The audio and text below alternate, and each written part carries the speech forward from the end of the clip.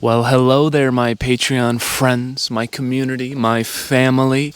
We are currently at Pine Truth Preserve. As a lot of you know, I have 10 acres of land that I've had for about 7 months, and quite a magical story has unfolded here. And in this video, I'm going to be showing you what I'm doing with this 10 acres, why I'm doing it, and we're just gonna go in depth of the ecosystems here, of the spaces that I've created, and just really will be the most in-depth video of this land that I have created yet. So I hope you are ready. So first, before we really get into this video, I want to talk to you about kind of how I got this land and what the intention was trying to find some land. So obviously, as you saw in the real story of my preserve and what has unfolded with my 1 acre preserve, with the woods being destroyed, about that time 7 months ago, it was really on my heart that, you know what, moving forward, I need some land. Land to just deeply connect with, land to preserve, land to restore, land to protect,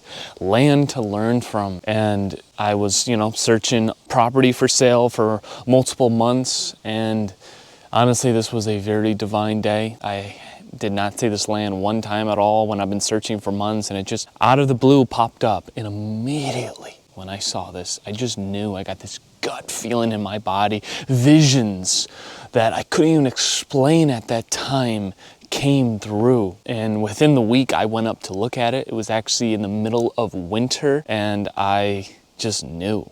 I just absolutely knew. 10 acres, you can't technically build on it because it's so secluded that you can't get emergency vehicles on it. Some of my neighbors, they have like sheds and stuff, but this was perfect for me because my intention was never just to, let's build a house and let's really, get electricity. No, I just wanted an ultimate, you can say, campsite to where I just want to connect with the land. I want to have and create an experience for people to come up and deeply have intimate moments and experiences out in the real world. And this place is so special. And I also want to say, is a big intention and a big motivation of mine is to continue buying properties like this, not to destroy, not to extract its resources, but to just protect and preserve the land, and to allow moments for people to come up and learn from the natural world, have life-changing experiences, have ceremonies out here. And so far, 8 people have came up to this land, and each person, it has deeply helped them. It has deeply given them an experience that they will never forget for their life. And I think that has brought a lot of more strength into their life, peace, calmness, courage. It really is so special. So now let's get into really the work and the ecosystem of this land. So to just start it off, one of the main areas of work that has to unfold on this land, you might think I'm crazy, is I have to cut a lot of trees. This has turned deeply into just a thick forest when historically this land was an oak pine barren, a very rare ecosystem like a savanna where there's a lush ground layer of grasses and sedges and flowers, and the canopy is open with spaced out pines and oaks. And this is turned into a very thick forest where you have a heavy leaf litter and there's just not much growing at all. I mean, pines have just filled in any gaps along with the canopy being pretty close with the oaks. But also over these last 7 months, things have mapped out in my mind. For example, we have the temple space, we have the village space, we have the wetland space. And the village space is about a 1 acre space, which is where my yurt is, the guest tents are, the fireplace area, the sacred fireplace area, just the community center. And that is on the very north tip of the property. So this is a road that is a public road for just the people who live back here. It's not really a public road where just random cars are gonna go by. There's about 8 other properties in this little section of the land out here. And I'm also surrounded by a lot of national forest. So let's first explore the village space. Most of this, it was just thick pines everywhere to where you couldn't even breach it. And this goes back, months ago of, doing this work with my brother Nate out here and other people who came, and we just forged the trail, and everything kind of builds off of where the main trail is. And I think it's so perfect what has unfolded. So on that side of the road is about 8 acres, and this side is about 2 acres. And this is where the village space is. And this has had a lot of intention into it. This is also where there's not much growing at all on the forest floor. So I've really really been cutting a lot of trees to bring back sunlight and to hopefully bring back a diversity on the forest floor. So you move in, okay, there's the parking spot. If needed, we could have another parking spot here, but this is my parking spot, and we keep walking. And this is kind of the entrance to the village space. These pieces actually, see these logs right here? These are from the preserve, the OG preserve at home. In the construction zone, they were saved. So this holds a lot of intention. We walk right through. Okay, we're walking through. We have paths lined up. Look at this legendary snag right here. There's actually a northern flicker living in this, and this is the seeds of the pines. Look at these elder pines. And as you can see how the canopy's kind of opened up here. So when we're cutting these oaks and these pines, I gotta put them somewhere. So this is one of the biggest brush piles that we have on the property. We call it the elder's hut because actually right in the middle, there's a little space you can get into and just sit right in the middle. And this obviously provides essential habitat for all types of life. So it's a win-win. So we move through here. You can see some of the oaks that I've cut have fallen just kind of strategically and uniquely because they just, sometimes when they fall, they don't fully cut through, but just creates an elite type habitat because complexity in a woodland is key. And that's what I'm bringing to this. I'm bringing complexity. I'm bringing my own art to this space and how it's unfolding. So we keep moving. You see the trail comes right through here. And this area was so thick with pines.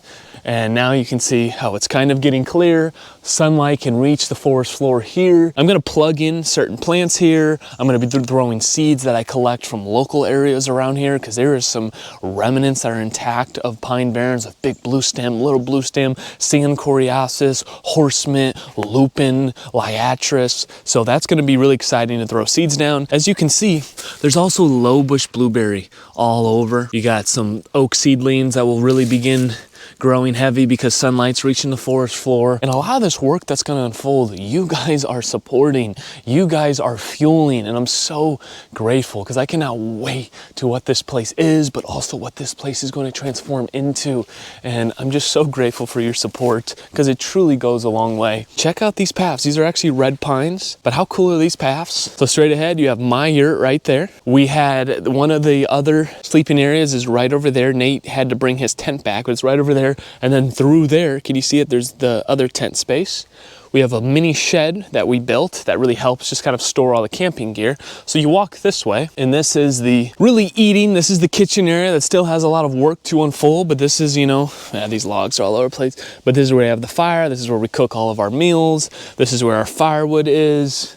You know, you got the sitting area. You know, it's kind of messy right now because it's just me here and I'm just kind of throwing some things around. But this is the whole kind of kitchen area. Over here, we're gonna have a beautiful picnic table. So that's gonna be really exciting.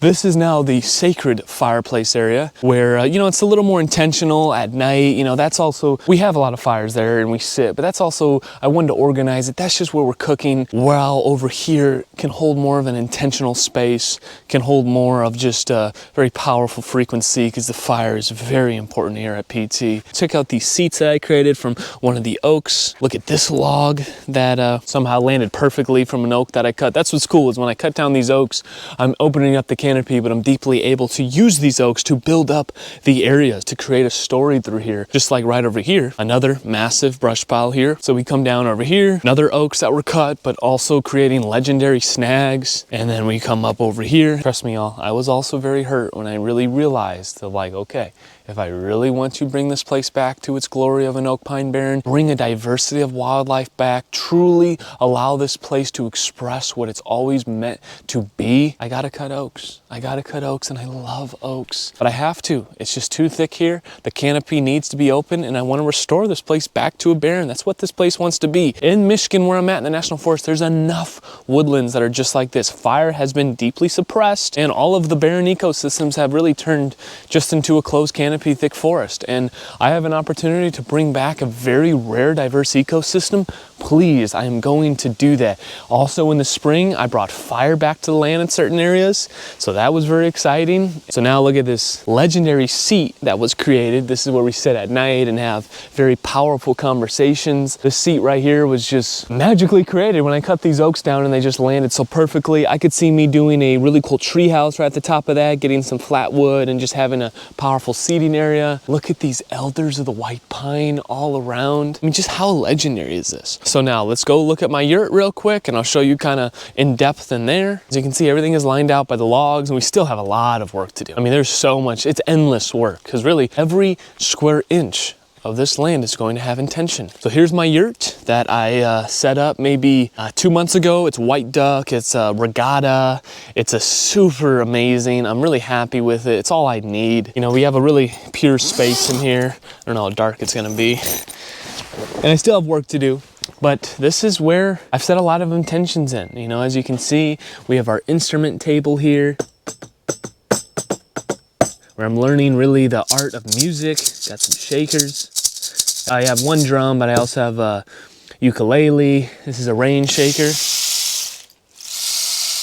So this is all part of the journey. This is all part of the ceremonies. This is all part of the work. Now this area, I have some padding, but I really want to build this up to be a very comfortable seating area. It could be a sleeping area to where when people come here, you know, it's in the dark, we can all gather in here. We can even have ceremony in here. We can have deep conversations. We can play music. So this is something very, very special. This is a painting that called me that I found that was hand painted 40 years ago. And it's an indigenous chief. I do not know the name. I think it is just a chief that someone felt called. And I've had Sydney in here deeply stare and just connect and have special moments. But you know, there's a lot of intention into here and a lot of these little spaces. I connect with all of the spirits. So I have a lot of pelts. I have animal spirits. This is mink, a face of a coyote. Because you understand, for thousands of years, this is how we deeply connected with the spirits and honored them. And I'm just honored to have all of the animal spirits in here. This is one of my altars.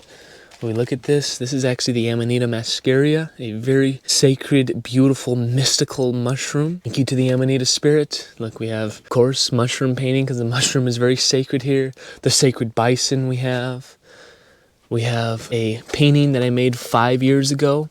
My mom asked for us to have one word of the year, and our whole family did a painting, and my word was the message, native, conscious, nature, awaken. There is a wooden carved eagle. This is a beautiful antler of a whitetail. We have a beautiful feather that I found on the beach. We have a lot of incense and sage and compal and Pablo Santos through here. Now we have my feather bowl. We have a book on the Native Americans. We have a skunk tail. We have a sacred mug. This is my mom got this for me, so this is very special, holds a lot of intention. It's a black bear with her cubs, if you can see that. Sorry, it's a little dark in here. Beautiful picture of a wood duck. This is my sleeping area. You know, there's still a lot of work to do in here. There's still a lot of connecting. There's still a lot of just further in with this space and listen to what this space is and what this space wants and pieces that call me. I'm sure when I go back to Mexico, I'll be able to find some very special pieces for up here in this land to work with. But yeah, it's pretty amazing in here, and I'm just so grateful for this space. And it's a really safe space. It's a deep space. This is where a deep study will unfold. So that is the yurt space, my friends. Very special in here, and let's just kind of keep moving. So like this whole area in here, you know, there's nothing growing on the ground. So whether that's planting, you know, different species, throwing seeds, letting just whatever needs to come up by opening up the canopy, and hopefully some great regeneration of different species that are already in the seed bank and truly express themselves. You know, there's also a lot of very good things that are still here. Like, look at this patch of low bush blueberry, which didn't produce a single blueberry this year, but I'm still very happy to have it. You can see some caterpillars are eating it, and hopefully with the canopy being opened a little, it will start producing more. I can bring fire back into some of this area. Look at this beautiful cherry tree. Love to see that. So let me show you an example. This is not my property, of what I want the land to be and why I'm cutting trees, and to show you a remnant of an oak pine barren and how lush it truly is. First off, some of the elders out here, y'all, are so incredible. Look at that. The trail goes all the way through here, but now you can see how lush it gets. You can see you got pen sedge, and we have other grasses that begin to really fuel in here. Look at this. Look how lush this pen sedge can be. Look at this. So these are remnants of the oak pine barrens. You got ferns out there. Got a beautiful black oak, a smaller oak. Just look how gorgeous. And still a lot of species I have to learn. This was a beautiful flower species. I don't know the name right now, but look at this. You got some little patches. This is big blue stem. Do you see just now how kind of lush it is? That is an intention where I want all the spaces to be filled with greenery. You got ferns all over. So this is my property line. Hit stake right there and it kind of goes that way. So all of this is actually on the property, and this is obviously, you know, very open. You can see how close, if I walk in right over here, where the trail is. Let's hop on the trail. Let's just walk along the trail. Like I said, this trail was created about 5 months ago. And what's very special about this trail is the main bulk of the trail was created over 3 days. And 2 of those days were very focused on creating the trail. And the holy mushroom is deeply a part of this land. It's been deeply a part of my life and has helped me over the last 6 years. 6 years is when I first connected with the sacred mushroom, you know, psychedelics. And it's also deeply a part of this land. I've hosted many ceremonies up here with the holy mushroom. We deeply honor, respect, and are humbled by the mushroom. And me and Nate, we connected with the mushroom with the intention to create these paths. So every time I walk these paths, I'm reminded that truly also these paths were created by the mushroom. And truly, y'all, I'm excited to dive deeper into that and the stories and the ceremonies and what I've learned and just more about the psychedelic space and how it's truly transformed and helped me in so many ways. And, you know, is it right for you? And answering some of those questions and just telling my story. You have some mushrooms on the ground right now. There's mushrooms everywhere here. You can see some of the remnants of the oak pine barren, how lush it is out there, how lush it is out there. And then we look over here and how it's turned back into a closed canopy forest. And you know, some areas I'm gonna leave like this, but a lot of the areas I want it like this, where I don't have much areas like this. So let's keep walking on the trail. You can see remnants of a fire. Did lots of fires through here. And I first thought as I'm doing these fires, like, oh, it's gonna be so green. But really, there's not been much regeneration at all. And that just comes down to, one, it takes time, but also there's just not enough sunlight. So that's a big intention. You can see this is now on the 8-acre side of the property. We cross the road. Here's an oak that I cut. Here's a big area that I did a fire right here, and you have some regeneration. You got some big blue stems, so this is very exciting to see. And I can see that oak going, so like this whole area would be open. So there's a lot of work to do, but it's all very soulful, fun work. So we're still walking on the paths. Beautiful white pines everywhere. Got an unbelievable patch of huckleberry. We love the huckleberries here. So grateful to have huckleberry here as we keep walking. The main work up here is to restore this place back to an oak pine barren. The main work is to just sit deeply in our heart, to listen to what this land wants, to listen to the story. The work out here is to provide very sacred, powerful places for people to come out and have transformative, deep, connecting experiences. And that humbles me in deep gratitude for that I am, you know, the caretaker of this place. That I am truly the space holder of this powerful place. Look at this. This is one of the greatest things on the property. Beautiful patch of big blue stem. Actually threw some of its seeds up. Look at this. Look how gorgeous this is. Oh, y'all. Can't you just feel the energy of this space, the story, the depth? I'm just so honored. I'm so grateful and so excited to document this more in depth on here to the Patreon, through all of my platforms, to just really begin telling this story of this land, documenting the experiences out here, the work out here, to take y'all along with this healing journey of this land, this connecting journey. So right now we are reaching up one of the highest points in the land. And this is where, yes, there's still a closed canopy and trees need to be cut, but you see real remnants of the oak pine barren. The ground layer is very lush still. So when I open up the canopy, it's only going to explode so much more. But in terms of ferns, in terms of low bush, in terms of the pen sedge, there's a lot of beautiful stuff still growing. So this is where I'm going to create a very sacred area, because this is the highest point of the property. Like I said, every square inch is going to have intention, and there's still many spaces I'm going to want to create. And wow, look at this. So I'm thinking like something like right here, because like I said, this is the highest point you can kind of overlook. You can see the slant down that way. You can see the slant down that way. See what I'm talking about? How it's really getting lush though with the ferns, and we have some sassafras seedlings and a lot of oak regeneration as well. So by opening up the canopy even in here, this is just going to pop, and that is what we want to see. Right now we're going to go somewhere very, very sacred and very important to this land. This is the temple space, and she's very happy to see y'all. This is one of my trees. Anybody who comes up here, they also get to kind of choose a tree that calls their heart, as every tree is everybody's tree, but just to bring a little intention and to sit with the land even deeper, to see what tree calls your heart. And everybody has chosen a tree who has came up here, and there's one tree for me that has called me. It's directly in the temple space. And here is the temple space, my friends. The entrance right through here, boxed in by some brush piles, and we have the sacred fireplace in the middle. This is the deeply sacred tree, one of the mothers that holds down this temple space. This is where I sit. This is where we deeply connect. You have the fireplace here, you have the altar, and this is very special here. This is pieces of wood from the destruction zone behind my house from the OG preserve that was in the tracks of bulldozer tracks of destroyed wood, and I collected a lot of this wood. And this wood now holds a very deep intention. And just as this woods truly in my eyes was born through the depth of that woods, this you hold intention in ceremony. You take a piece and you throw it into the fire, and you give an intention to something that you want to see grow in your life, that you want to see reborn into.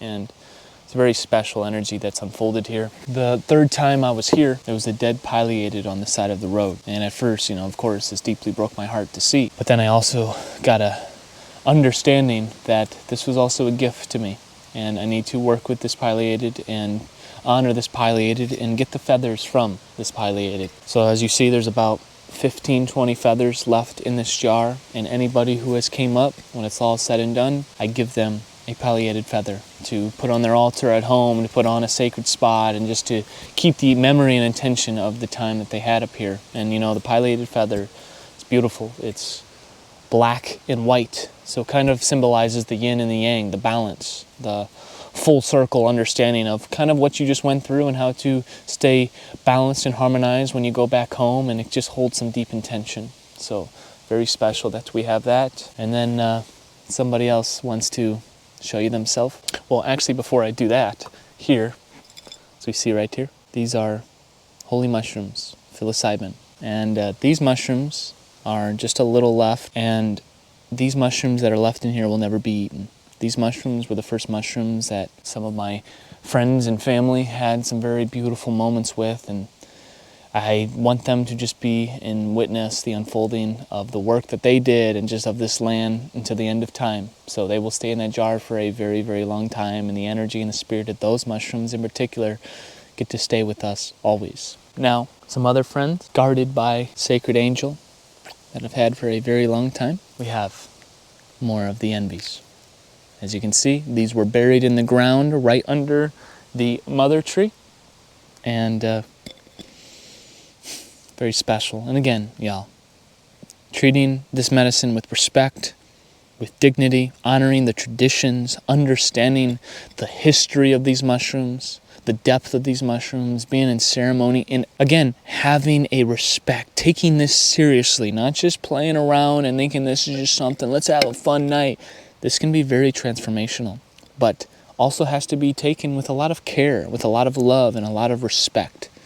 And that is what we do here at the land, and that is just the real way to honor this medicine and to work with this medicine, to not take it for granted, to not abuse it, but to deeply humble yourself to this medicine. Listen, trust your heart, and move forward. So thank you to the mushrooms. They wanted to just show themselves because they are a big part of this land, and to the full temple space. It's very special. It is very powerful. Now I have somewhere else that is very special that I cannot wait to show you. Something that can bring me into tears of gratitude because it's so amazing. A dream, to be honest. The wetland space. Which truly it is a fen ecosystem, and it is unbelievable. There's some problems that will need some attention, but for the most part, so we come down here, and as you can see, there's something in the distance. Something's beginning to open. It looks a little light out there. What's going on? Now, there's a lot of pine plantations of red pine all around the property, but I really do not have any red pine on the property besides near the wetland space. This is red pine, and then what I also have is, look at this. Lots of jack pines, which is so exciting. So we have white pine, we have red pine, we have jack pine. Whoa, do you feel that, my friends? The wetland space. And already we see some asters, We see prairie cordgrass. We have some goldenrods. Literally have little blue stem. A dream, a absolute dream, my friends. Look how lush this is with this prairie cordgrass and these sedges in here. We have meadowsweet all over. Let me show you some of the meadowsweet. Tons of goldenrods, which are so incredible. This is meadowsweet. This is meadowsweet. Look at that. Here's one that's kind of still in flower, that pink meadowsweet, and just incredible. Such a story out here. You have willows all over the place. How beautiful are these willows? Oh, wow, what are those? Some ducks. Look at those ducks. I have no idea what they are on my binocs. This is beautiful. Blue flag iris. So excited to have this here. We have grass leaf goldenrod. It just keeps getting better. Now, I did say that there's a problem in here though, and there is. And I'm glad that I'm here, because if I was not here, this problem would have really taken over and destroyed this diverse ecosystem, as we do have reed canary grass more in the middle of the wetland. And it's, as you can see, look how everything begins to change. Look how the complexity, the diversity, the structure of these ecosystems begin to change from just kind of becoming a monoculture of this reed canary grass. It's a very vicious grass that can truly outcompete a lot of these very high valuable species. And it's not going to be easy to get rid of, but intentions will be made, work will be done to get rid of it, to fix it, to plant things in here, to plant even some more shrubs. You can see it on his side, you can see it all through here. It looks pretty cool in the wind, but not ideal. We want what's up there to be this whole place. Now that you're starting to grasp and understand this land, it's amazing, isn't it? It's so special. And again, thank you, because your support helps this place. Your support goes to getting more land like this, to preserve, to protect, and tell its story, and to bring people out, to have transformational times. Truly, and every time I come up, y'all, oh, how much I learn. Oh, how it can be humbling, because it can be humbling, because it's intense. You know, this is really the middle of nowhere compared to where a lot of us just naturally live. It is like a reality check of like, whoa, at least for a lot of my friends. And what we love to, and what I love to do is anybody who comes up their first night, we have a darkness ceremony. And this ceremony entails of, you come up, we get here midday, we connect on the land, and you know, it's everybody's first day. So the first day is always gonna just feel a little overwhelming as your spirit fuses into this world. And you know, it's uncomfortable, but it's also exciting. It's the unknown. You feel alive, but we really capitalize that when it comes to night and we come out to the wetland. Me and Sydney, Evan, my mom, Nate, James, Nick, no matter who it is, and we've came out here. And we, you know, hold intention, we have deep conversation, we sit in the essence of this land. And then when it gets not fully dark, but it's getting dark, I head back to the village to get a fire started. And I leave who's ever here with me alone out here, with no phone, with no flashlight.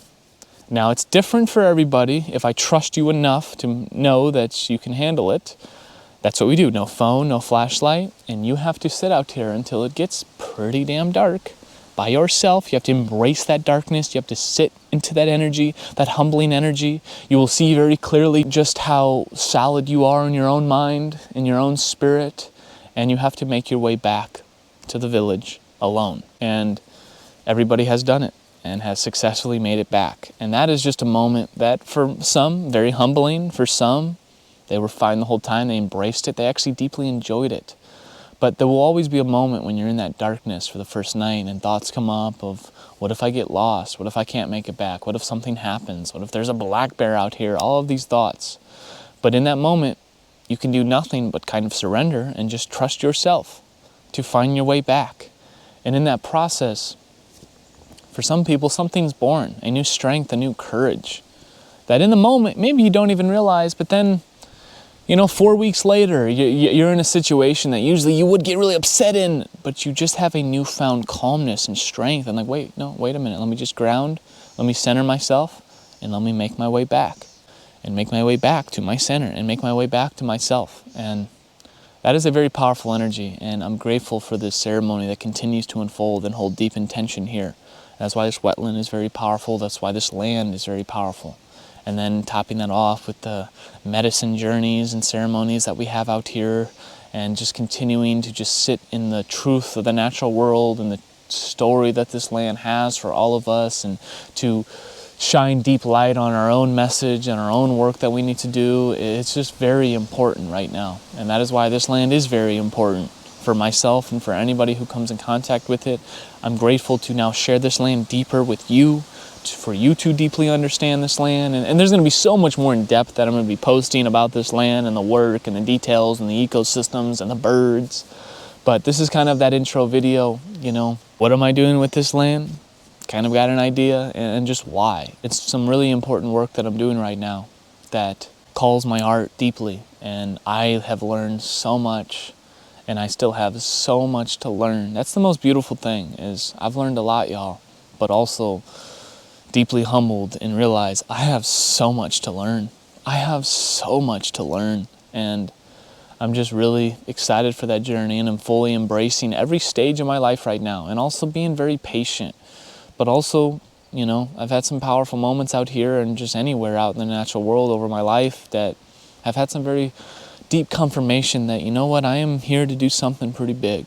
And I'm here to spread a message that is deeply important right now. And I feel me, along with many other people, maybe are chosen to truly spread this message, as we all are, but really in the limelight, in front of millions, and to be a voice for Mother Nature, a very potent voice, really a living psychedelic that can break through the conditioning and pierce your heart so deeply, and to help you to remember your divinity, to remember why we are here, to remember your sacred relationship with the land, and for all of us to do this work, because she needs it. We have to come together. There is no other option right now besides deeply coming together and reharmonizing and rebalancing with this land. But to truly do that, we also have to reharmonize and rebalance ourselves within ourselves and do this work and heal. And healing is just becoming whole. And to become whole, you have to truly begin embracing all sides of yourself and facing maybe some very hard thoughts, some hard aspects that you've, pushed down pretty deep. And that is where I'm grateful for the medicine. That is where I'm grateful for the spaces like this, because they do and can create opportunities to do some deep work and also just get more clear on the work that needs to be done.